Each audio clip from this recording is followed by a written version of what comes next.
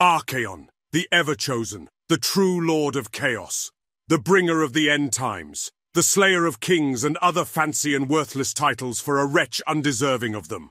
More like the poor beaten-down dog that finally has gotten some nice treats from his masters and suddenly remembers that it can bite back. But deep down he is still traumatized. And this time around Kislev has decided to not even wait for him to invade, but rather for him to feel their full wrath. So is it any wonder that Archaon achieves little? That for all his power and posturing it is others, of far greater skill and strength that carry the banner of chaos?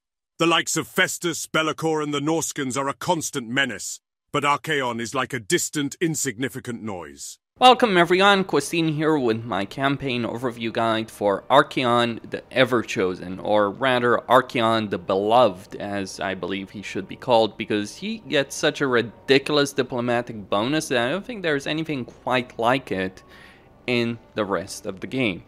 So let's go over his situation. He starts here by the riding fortress. Outside of it, though, he can just hop on over and auto-resolve the battle over there while ignoring this Keeper of Secrets over here. I mean, why bother fighting a field battle when you can just auto-resolve a fortress and then come back with a Hell Cannon for the field battle, as well as the Swords of Chaos. See? That's how you do it. Though getting the Swords of Chaos on that first turn, getting these units, is not necessarily the wisest move, because it would actually be wiser to get the extra income from the raid trophies, of course, first, and the corpse mount. But Archaon does have those two very substantial early game advantages, because he does get this really powerful Regiment of Renown when he reaches rank 2, and he also gets the Hell Cannon as an undivided warrior of chaos. Same with Be'lakor, same with Kholek, same with Sigvald. Actually, Be'lakor is in the best situation because he also gets a bunch of demonic units like Bloodletters, Demonettes, all that kind of stuff. He also has an extra slot for the undivided gifts of chaos. Be'lakor starts with all of the gods unlocked. Archaon gets another undivided slot from the very start of his campaign. I'd say Be'lakor has the better start over there. However, where Archaon is absolutely ridiculous, it's not his skill line, though it's decent enough, with units gaining weapon and missile strength per rank, so they can do quite a significant amount of damage.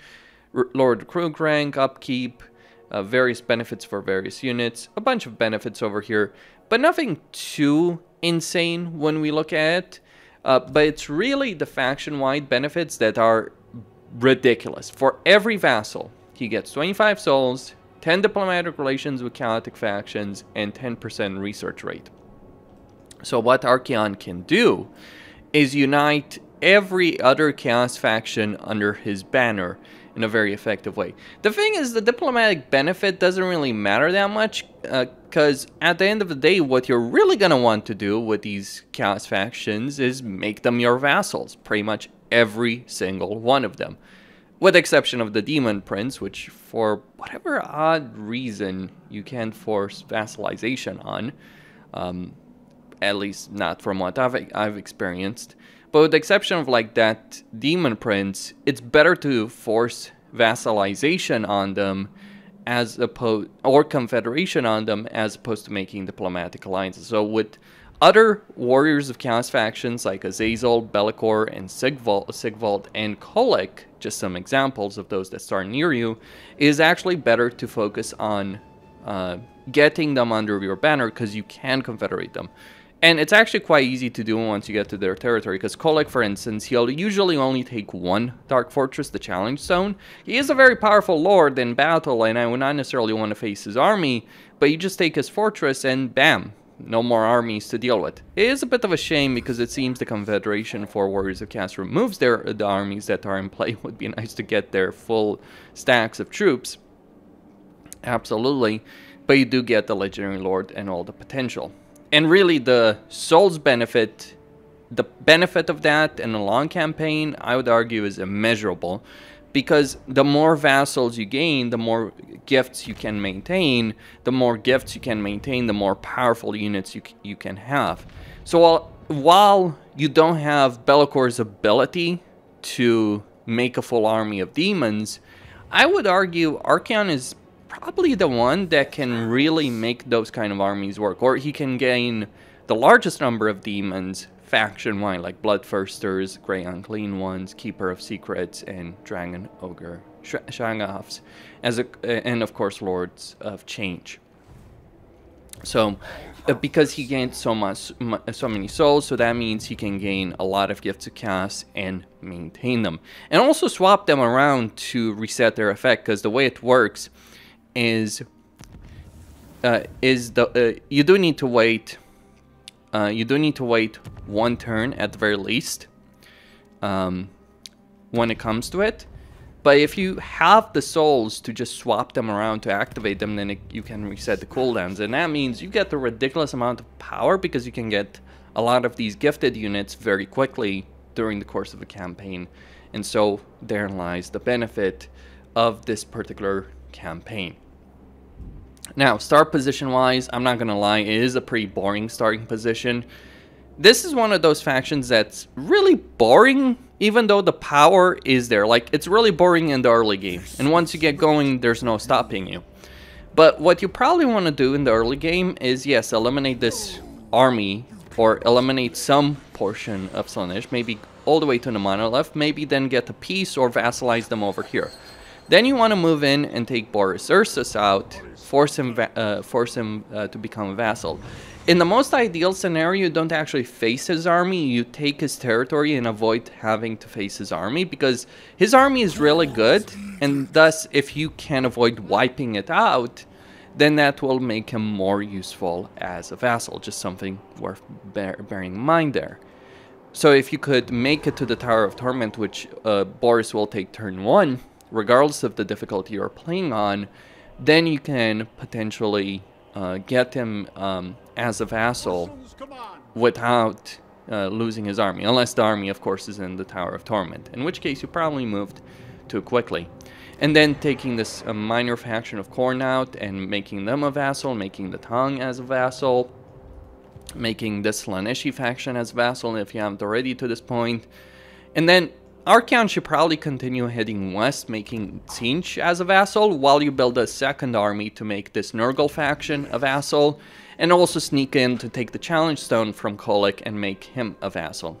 And after that particular point, well, you have the Skaven over here, you do have Kislev, you do have a lot of factions, but it's basically your campaign plan is this: get as many vassals as you possibly can, take advantage of that situation, benefit from it. Just be a bit careful, because obviously someone like Boris Ursus is going to hate your guts if you just continuously wipe out factions. One of the things I would say, it's probably worth getting some powerful vassals that you keep happy by giving them territory. So it might be worth giving Boris quite a bit of Kislev, or all of Kislev. If you're playing with something like the Defeat the Legendary Lords mod, it might be worth wiping out all the Kislevite factions, so he gets all the Legendary Lords, and you give him all the Kislevite cities, so he can become a really powerful faction. It would be a hilarious campaign. Archaon, the true unifier and savior of Kislev. It is a hilarious notion of a campaign, but it's actually a good game plan, and you can apply the same with the Empire, with large sections of the Empire, where you take them and then give them to Karl Franz. I mean, sure, have like the various Electron counts staying alive to just increase your vassal quota, but giving the provincial capitals at the very least, or some of them, to Karl Franz that aren't dark fortresses, and then just expanding across the world. Your long campaign victory condition, like, you just need to destroy or wipe out the Ice Court, the factions, and take both the Blood Marshes and the Skull Road. But outside of that, you're pretty free to do whatever you want. You do need to take certain territory, but there's a great deal of flexibility in that. And that's all there is to it, to this campaign. Very simple, very easy to use, very easy to understand. Great deal of customization in this campaign. If you are playing Warriors of Chaos, my recommendation when it comes to the unit types would be to focus on getting Warriors of Chaos with great weapons, Chosen with great weapons, some cavalry, Chaos Knights, or if you want to go forward, the Skull Crushers of Khorne, they're pretty effective. Or maybe with Tzeentch, you can also use the Doom Knights of Tzeentch.